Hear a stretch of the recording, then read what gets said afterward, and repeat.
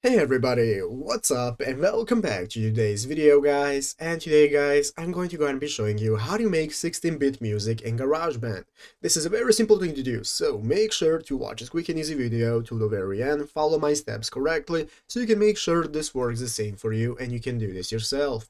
But yeah guys, let's get straight into it. So the first thing you want to do is to go ahead and open up the official GarageBand application on your mobile phone if you're not already. If you do not have the application, just go to the App Store and download it. And after opening it up, you'll be greeted by this home page right here, which is the main page where you can find all the instruments you can play. You have your audio recorder right here and so on.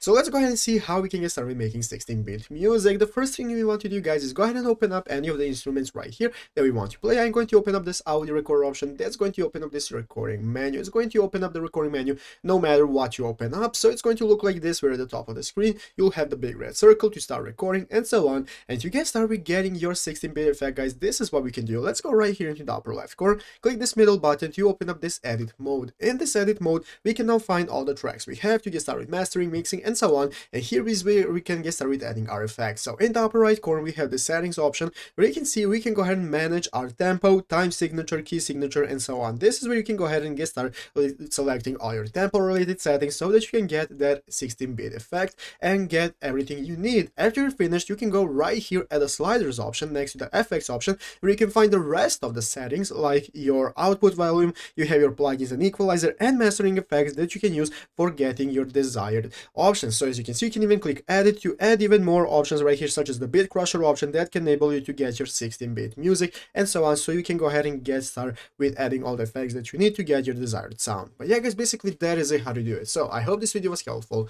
If it was, make sure to leave a like, subscribe to the channel. So guys, thanks for watching, take care, and bye.